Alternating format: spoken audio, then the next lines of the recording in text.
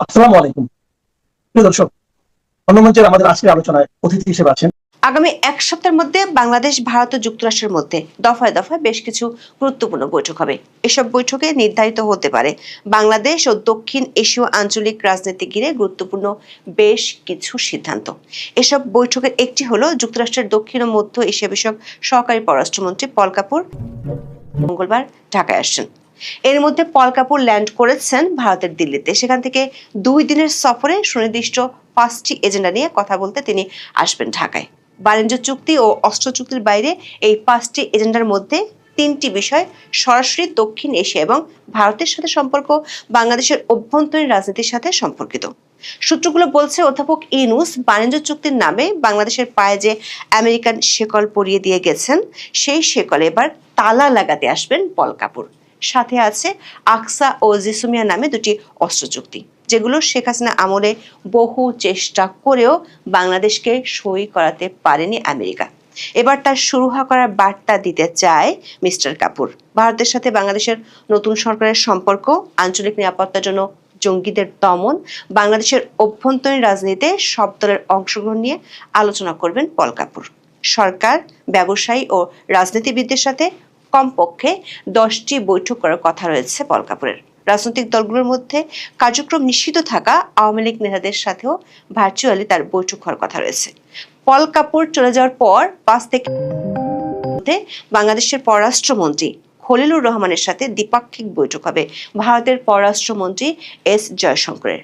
এই বৈঠকটি নয়াদিল্লি অথবা লন্ডনে হতে পারে। পল কাপুরের বৈঠকের সূত্র ধরে ভারত ও বাংলাদেশ সম্পর্ক সহ একাধিক বিষয়ে করণীয় ঠিক করতে 2 দেশের পররাষ্ট্রমন্ত্রীর মধ্যে আলোচনা হতে পারে। সূত্রগুলো বলছে, এই 2টি গুরুত্বপূর্ণ বৈঠকের পরই বাংলাদেশ, ভারত এবং বাংলাদেশের অভ্যন্তরীণ রাজনীতির বিষয়ে দেখা যেতে পারে বেশ কিছু নাটকীয় পরিবর্তন। বিস্তারিত জানতে চলুন যাওয়া যাক বিশ্লেষণে।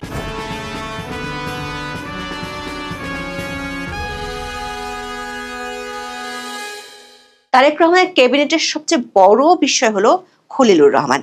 বিগত অন্তর্বর্তী সরকারের জাতীয় নিরাপত্তা উপদেষ্টা, নির্বাচনের পর টেকনোক্রেট কোটায় সরাসরি বিএনপির ক্যাবিনেটে যোগ দেওয়াতে অনেকেই কনফ্লিক্ট অফ ইন্টারেস্ট ইস্যুতে সমালোচনা করেছিলেন। সমালোচনা যাই থাকুক, দায়িত্ব নেওয়ার পর জনাব খলিলুর রহমানকে ব্যস্ত সময় কাটাতে হচ্ছে। নির্বাচনের আগে বিদেশি শক্তিগুলোর সাথে পর্দার আড়ালে হওয়া অনেক সমঝোতা নিয়ে সরকার হয়ে কাজ করতে হচ্ছে নতুন এই পররাষ্ট্রমন্ত্রীকে। নির্বাচনের আগে ঠিক করা ছিল বাংলাদেশে আসবেন যুক্তরাষ্ট্রের দক্ষিণ ও মধ্য এশিয়া বিষয়ক সহকারী পররাষ্ট্রমন্ত্রী পল কাপুর। গত 17 ফেব্রুয়ারি একটি ভিডিওতে আমরা জানিয়েছিলাম মার্চের প্রথম সপ্তাহে তিনি আসছেন বাংলাদেশে। বিএনপি সরকার গঠনের পরপরই গত 23 ফেব্রুয়ারি বাংলাদেশে নিযুক্ত মার্কিন রাষ্ট্রদূত ব্রেন্ট ক্রিস্টেনসেন বাংলাদেশের পররাষ্ট্রমন্ত্রী ডক্টর খলিলুর রহমানের সাথে বৈঠক করে বিষয়টি জানিয়েছিলেন। 2রা মার্চ সোমবার ঢাকার মার্কিন দূতাবাসের মুখপাত্র পূর্ণিমা রায়ের পাঠানো এক বিবৃতিতে বলা হয়েছে, যুক্তরাষ্ট্র বাংলাদেশ সম্পর্ক জোরদারে ঢাকায় আসছেন স্টেট ডিপার্টমেন্টের দক্ষিণ ও মধ্য এশিয়া বিষয়ক ব্যুরোর অ্যাসিস্ট্যান্ট সেক্রেটারি এস পল কাপুর। তিনি 3রা মার্চ মঙ্গলবার ঢাকায় পৌঁছবেন। তিনি মার্কিন পররাষ্ট্র দপ্তরে ডোনাল্ড লুর জায়গায় নিয়োগ পাওয়ার পর এটা তার প্রথম বাংলাদেশ সফর। খসড়া সূচি অনুযায়ী পল কাপুর মঙ্গলবার রাতে দিল্লি থেকে ঢাকায় পৌঁছবেন। পরদিন অর্থাৎ 4 মার্চ তিনি মার্কিন দূতাবাসের কর্মকর্তাদের সঙ্গে বৈঠক করবেন। দিনের দ্বিতীয় ভাগে তিনি পররাষ্ট্রমন্ত্রী খলিলুর রহমান, স্বরাষ্ট্রমন্ত্রী সালাউদ্দিন আহমেদ, জ্বালানি মন্ত্রী ইকবাল হাসান মাহমুদ টুকু ও বাণিজ্য মন্ত্রী খন্দকার আব্দুল মুক্তাদিরের সঙ্গে বৈঠক করবেন। সন্ধ্যায় ব্যবসায়ী প্রতিনিধি দলের সঙ্গে মতবিনিময় করবেন তিনি। এদিন রাতে মার্কিন রাষ্ট্রদূতের দেওয়া নৈশভোজে অংশ নেবেন। সফরের শেষ দিনে অর্থাৎ 5 ফেব্রুয়ারি তিনি রাজনৈতিক দলের নেতাদের সঙ্গে মতবিনিময় করবেন। সূত্রগুলো বলছে, পল কাপুর কার্যক্রম নিষিদ্ধ থাকা আওয়ামী লীগের নেতাদের সাথেও বৈঠক করবেন। বৈঠকটিতে অনলাইনে অংশ নিতে পারেন সাবেক প্রধানমন্ত্রী শেখ হাসিনার ছেলে সজীব ওয়াজেদ জয়। এর আগে কমনওয়েলথ মহাসচিবও বাংলাদেশে এসে একইভাবে জয়ের সাথে বৈঠক করেছিলেন। সবশেষে পররাষ্ট্র মন্ত্রণালয় আয়োজিত ইফতার অনুষ্ঠানে অংশ নেবেন পল কাপুর।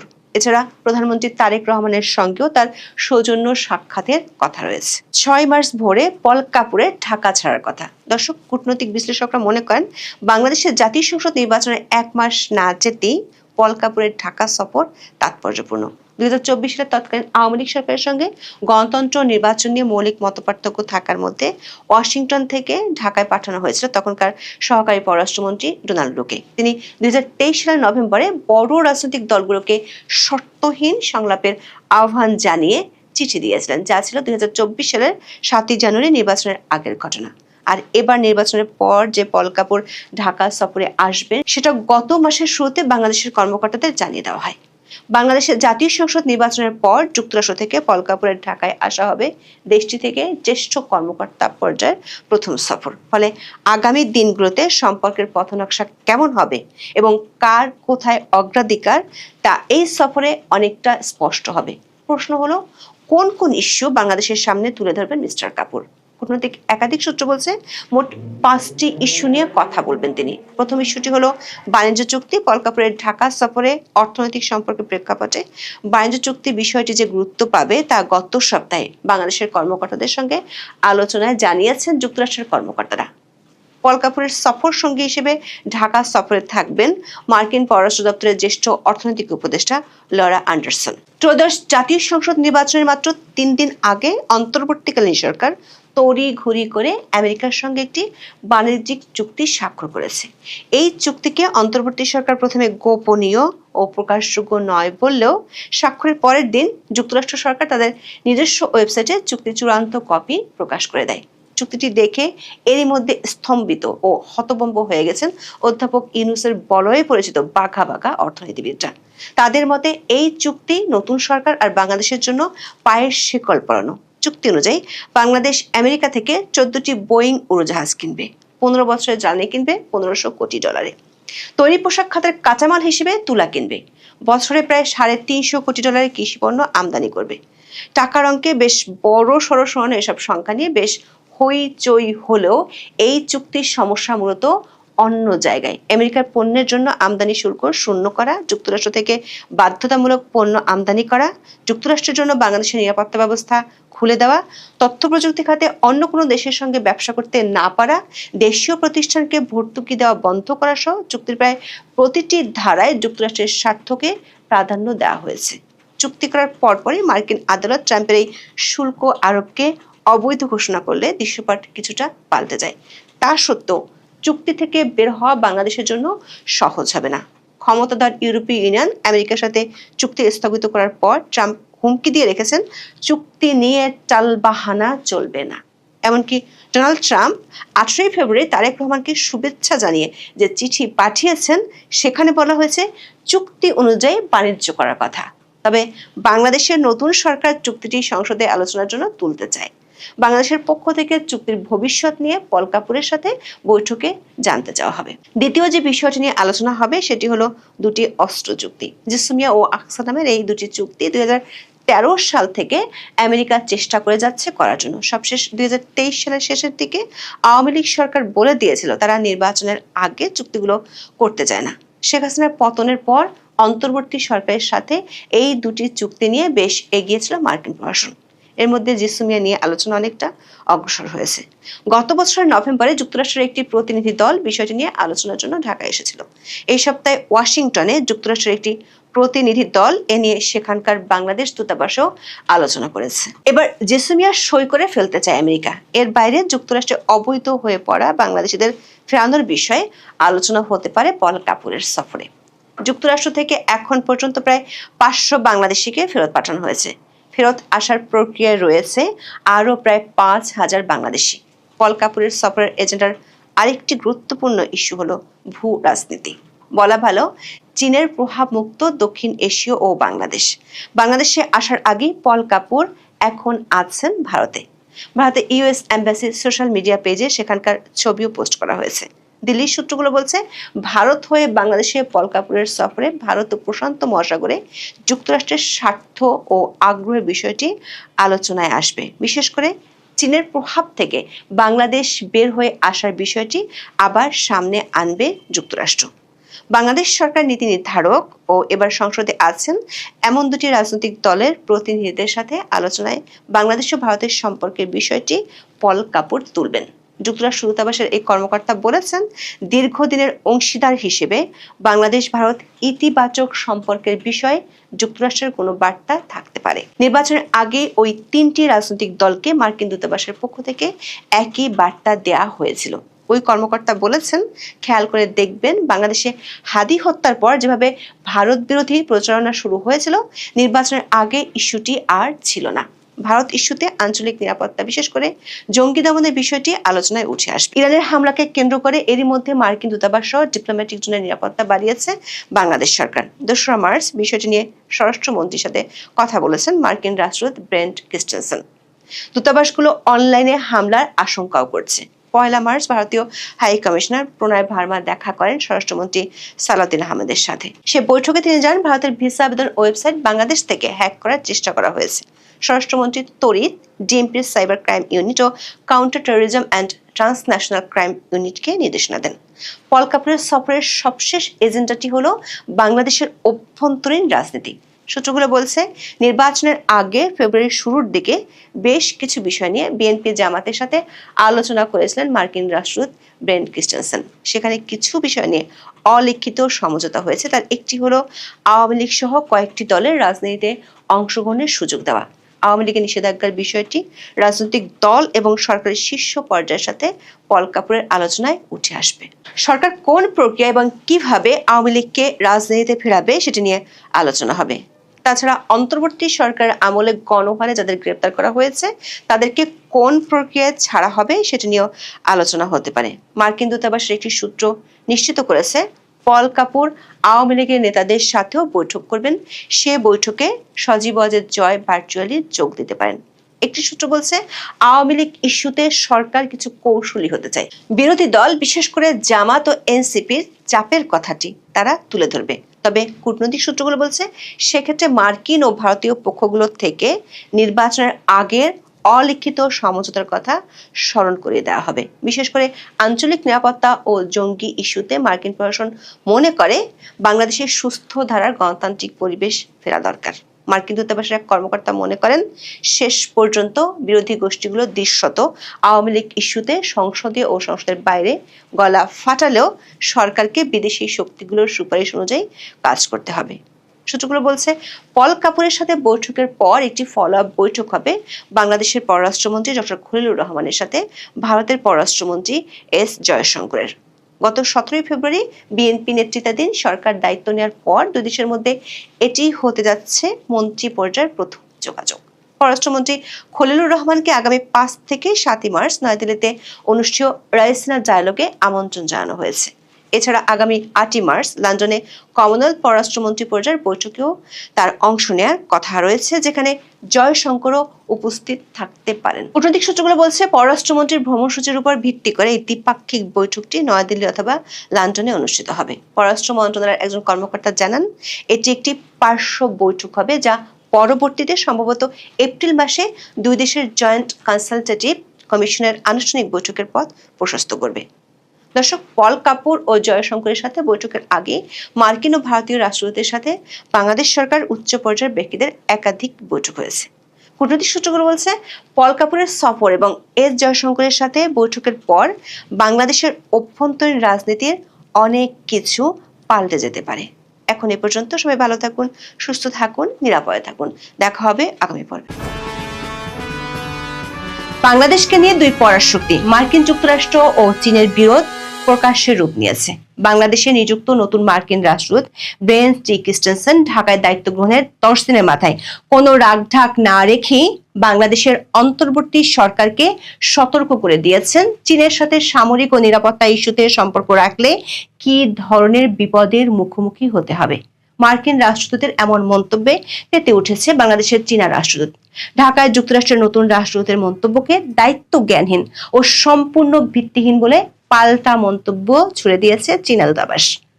চায়না প্রশাসন বলছে, বাংলাদেশের সাথে চীনের সম্পর্কে যুক্তরাষ্ট্রের হস্তক্ষেপ কিংবা আঙুল তোলার কোনো সুযোগ নেই। চীনের রাষ্ট্রদূতের এমন পাল্টা জবাবের পরে মার্কিন রাষ্ট্রদূত বৈঠক করেছেন অন্তর্বর্তী সরকারের সর্বোচ্চ পর্যায়ের সাথে, দিয়েছেন কড়া সতর্কবার্তা। মার্কিন প্রশাসনের কড়া বার্তায় বিপাকে পড়েছেন অধ্যাপক ইউনূস ও তার সরকার।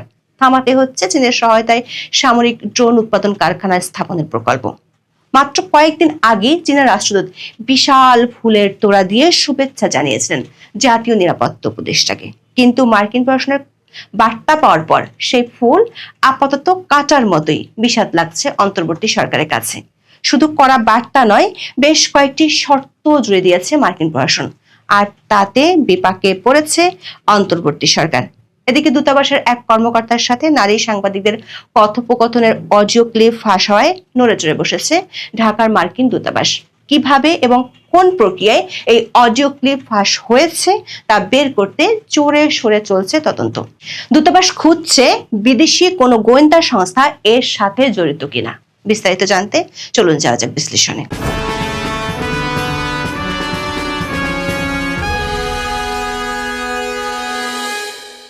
দায়িত্ব নিয়ে 12ই জানুয়ারি ঢাকায় আসেন বাংলাদেশে নিযুক্ত নতুন মার্কিন রাষ্ট্রদূত ব্রেন্ট ক্রিস্টেনসেন।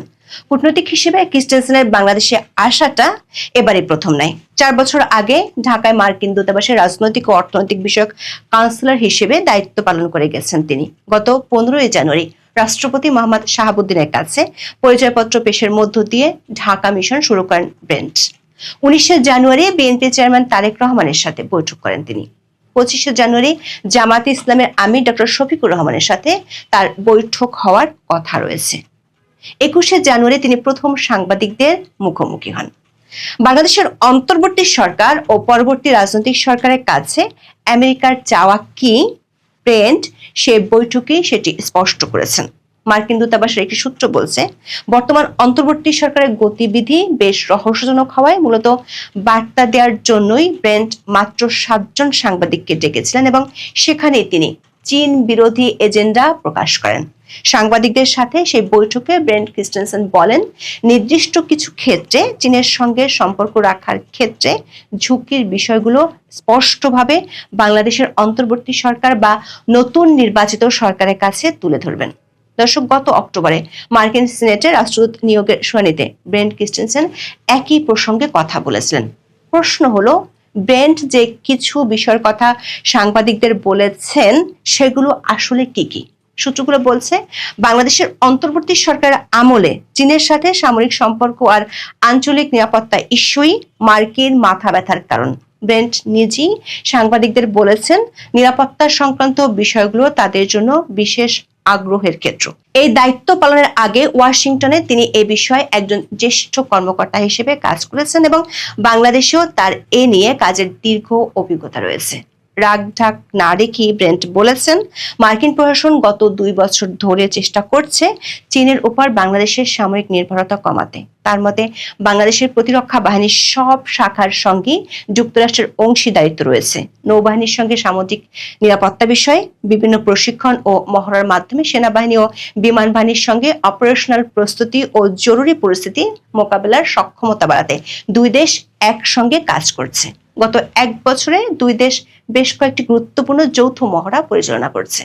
নৌবাহিনীর সঙ্গে অপারেশনাল প্রস্তুতির জন্য টাইগার শার্ক, সেনাবাহিনীর সঙ্গে শান্তি রক্ষা, সন্ত্রাস বিরোধী কার্যক্রম ও চিকিৎসা সংক্রান্ত সক্ষমতা বৃদ্ধির লক্ষ্যে টাইগার লাইটনিং সহ আরো নানা ধরনের সম্পৃক্ততার কথা উল্লেখ করেছেন তিনি। এমনকি বাংলাদেশ সেনাবাহিনীর জন্য প্রতি বছর প্রায় $15 লাখ পেশাদার সামরিক শিক্ষায় সহায়তা দিচ্ছে যুক্তরাষ্ট্র। কূটনৈতিক সূত্রগুলো বলছে, যুক্তরাষ্ট্র চায় না বাংলাদেশ চীন থেকে সামরিক সরঞ্জাম কিনুক।